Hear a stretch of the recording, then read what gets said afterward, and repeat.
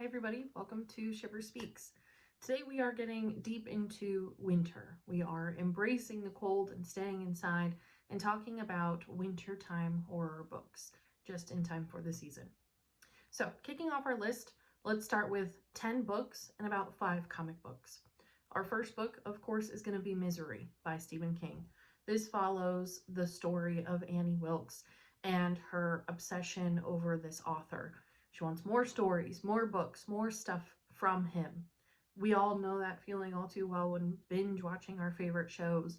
So, of course, when you find out where the writer lives and you go to their house, you demand more stories. We want to hear more from the brains and the creation. So, she keeps him locked up in a cabin in the middle of the winter in the woods and forces him to write this story to her liking. So, it is fangirl gone crazy. It is trapped in the wintertime. I think it is the perfect summary of a wintertime book, if that's really a suggestion that I would have. Number 2 is a very close second. That is The Shining, also by Stephen King. This is thought of as a wintertime horror book because primarily of the maze in the backyard of the actual Overlook Hotel, the being snowed in feeling, the trapped feeling. Really, anytime that you look up wintertime horror books, horror stories, horror movies, what you're going to find 9 out of 10 times is this theme, is this feeling of dread, is this feeling of trapped. The winter time really makes people feel like they're stuck inside, they're trapped, they have nowhere to go. And so you'll see a lot of these themes repeat from book to book when you're talking about wintertime books in particular. So, The Shining, for those who are not familiar, follows the story of Johnny and his son and his wife as they go to the Overlook Hotel to stay there for the winter, take care of the hotel, and that way Johnny can write his book. So, as they stay in this hotel, they get crazier and crazier. That trapped feeling, that sinking feeling, that stuck feeling really overpowers everything. Johnny starts to go insane and essentially takes it out on his family. His youngest son, his only son, is essentially psychic and has connections to the spiritual realm, so he's able to see the ghosts in the hotel. That bleeds over to Johnny a little bit as well, but that's more from a manic perspective, not really a psychic perspective. So you have a lot of not only the psychicness of it, but also just the hallucinations, the crazed feeling, the manic feeling, and all of that plays together for what many people call a picture perfect story. Of course, the book and the movie for The Shining are wildly different, but many people prefer the book The Shining over the movie, so give it a chance both ways. Next up, we have Snowblind. This is by Christopher Golden. This is all about the fear of kind of getting stuck in a blizzard. This is the fear of natural disasters. This would fall under more of that apocalypse type feel movie. So we still have that dread, but it's more about worry. It's more about worry of the elements, worry of nature, worry of what I'm going to be stuck in. So it's essentially nature and what nature can do. Next up, we have Near the Bone. This is by Christina Harry. This is intertwining stories. This is a cabin in the woods, middle of winter. These people who are essentially strangers show up at the cabin and tell these tales. So we have different perspectives, different stories, all under the same roof. And it does have that Lodge movie feel of just dark, depressing, depraved. What's going to happen? What's the ending going to be? And what is the result of all of these stories and how are they connected? So I'm a big fan of books that have intertwining stories. I like different points of perspective. So this does give not only a darker feel, but also that mix up rather than just the linear storytelling, which I think is really nice. Next up, we have Snow. This is by Ronald Malfi. This is all about a group of people who are stuck when traveling for the holidays due to a snowstorm. They decide to get in one car together and drive and see how far they can get. They get into a Jeep because the Jeep is the heaviest car out of everybody's. They pick up a hitchhiker along the way. And this hitchhiker says, oh, there's a town right up the road. Nobody knows about it. It's abandoned, but there's still electricity, so maybe you'll be able to get a car or at least a phone call out there to your loved ones to let them know where you are. They go to this town and a whole bunch of weird stuff starts happening. It is a little sci-fi for my taste, but it is still something that makes the list. It is still something that is very strong on the dread side of things. And anytime that I say dread, I mean it's this feeling of there is no happy ending. There is no light at the end of the tunnel. There is nothing to look forward to. It is just bad. We are in a bad situation. How do we get out? And right now, when I'm thinking of how I'm going to get out, there's no answer. I don't know what's going to happen. So that's dread. And that's what this book is really all about. I have been hosting a monthly book club for a little over a year now, and it's very interesting to see how many horror stories fall under that dread category. And those are the ones that stick with you the most, because not only are they not usually happy endings, they're ones that are closest to reality. So it does make you think, how depressing is the real world and how close are we to dread in general?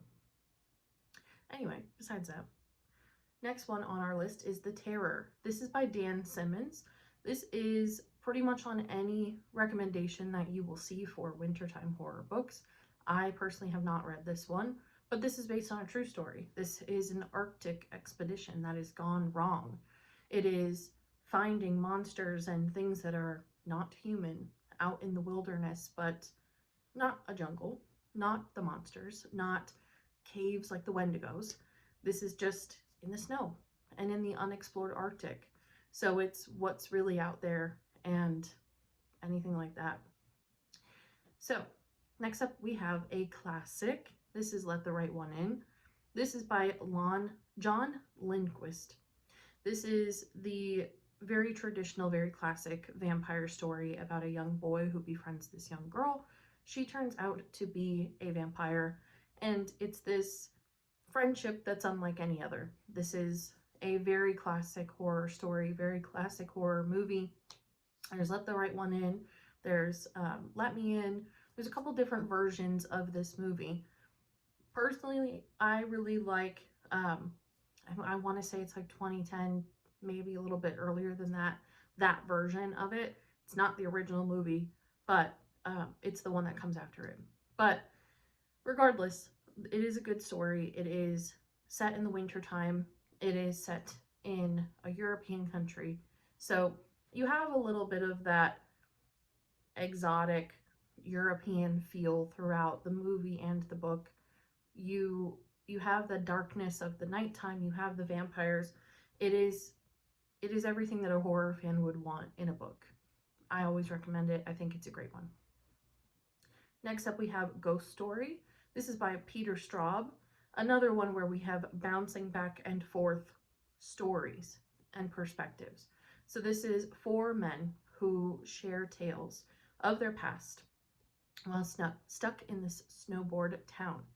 All 4 of these men who are stuck in this town all have things that are in common, which is another, I would say, another version of horror writing that I really enjoy is finding these patterns, finding these details that fit, and who's going to figure it out first that we all have something in common.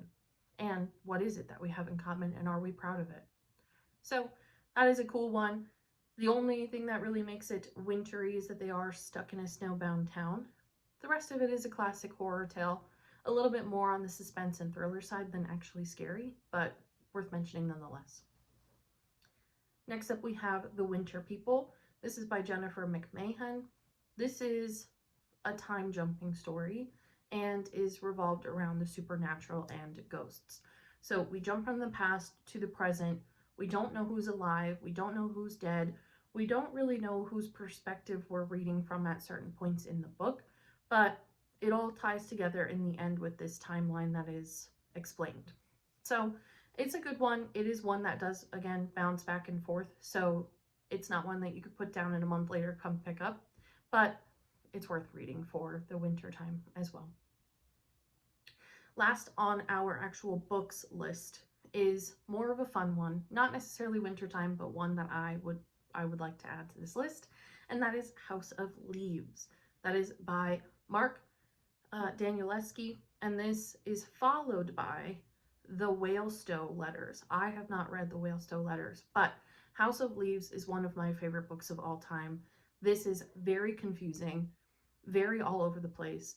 My hat tips off to Mark, because the way that this is written is very complicated, is very all over the place, and it makes you feel as though we're jumping back to The Shining and we are Johnny. We're reading all of these insane creations that have come about from being stuck inside. We start House of Leaves by finding out that us as the main character, our neighbor has passed away and has all of these writings and manuscripts.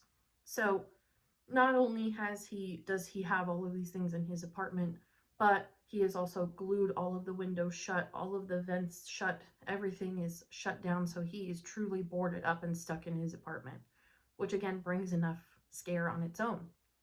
It goes back to everything we're talking about. So again, while it is not a stereotypical wintertime movie, it does have that same stuck, crazed, manic feel of a lot of these other stories.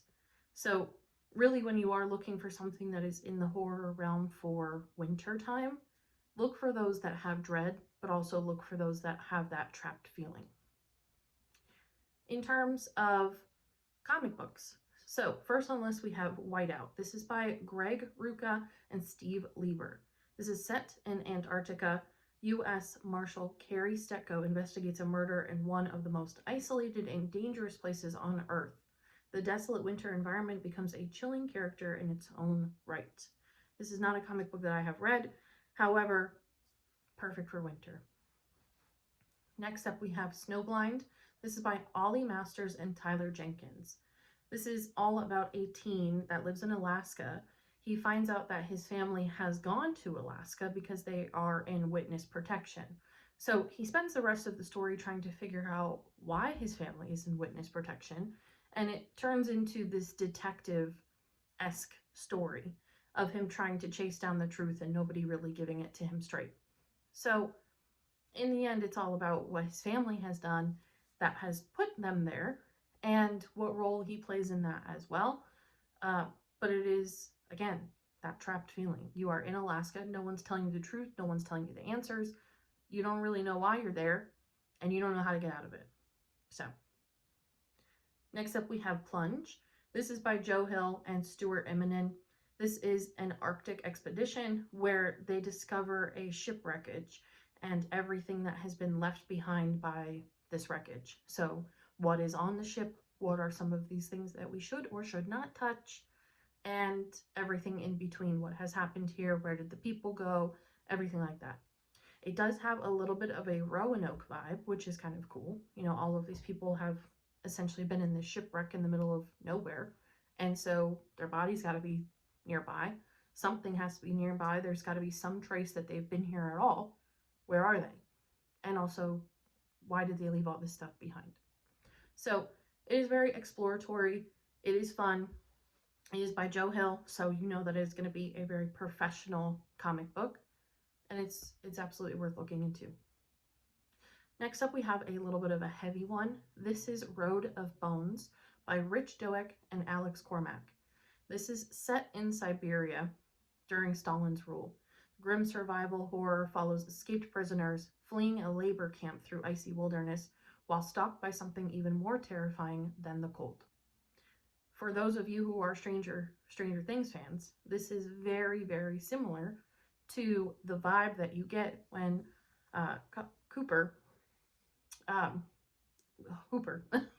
I'm losing his name. When he escapes the prison at the end of the last season that we just watched, and him running away from all of those creatures, the Demogorgon, that is essentially now burning down the prison itself. So again, this is more rooted in actual historical fiction rather than Stranger Things being a creative story all on its own. However, you got to be blind to not see the overlap here. And again, it is a comic book, so it is fun, but it is a serious-ish topic. So there is a level of darkness here that's more than just the story itself. And for our grand finale, and before I get into that, I apologize for forgetting Hopper's name. Hopper, not Cooper, not Hooper, Hopper. Um, so, Hopper aside, our very last comic book is 30 Days of Night. This is by Steve Niles and Ben Templesmith. This is iconic. This is when you think of wintertime, what do you think of? You go back to Let the Right One In. This is Vampire Central. Vampires are thriving right now. And what we can do is just listen to their stories. So 30 Days of Night is set in Barrow, Alaska. And in Barrow, Alaska, they have 30 days of night where the sun does not shine. So what a beautiful breeding ground and eating ground for vampires that get to be alive and around for 30 days without having to worry about the sun. So 30 Days of Night is a giant comic book. I should pull it out of my closet for you guys, but it is probably about this thick. And it is a great story, a great movie. The actual writing style is great as well. Very easy to follow, very easy to get sucked into. If you put it down and you pick it back up, you're good where you just left off. The illustrations are not my favorite, I will say. However, I can't complain. It's a classic. It's a great story. It is perfect for this time of year and will really get you in the mood to hunt some vampires. So that is it for our list. Let me know some of your favorites in the comments if you are a big reader, have any other suggestions. Always open to hearing some of those and sharing suggestions as well. As I mentioned before, we do a once a month horror book club. That is online, so anybody can join. You can join from anywhere, and it's free, so why not? Message me if you want to join our book club. See the Shivers meetup page for all of our upcoming events. And as always, thank you for listening, and I will see you next week.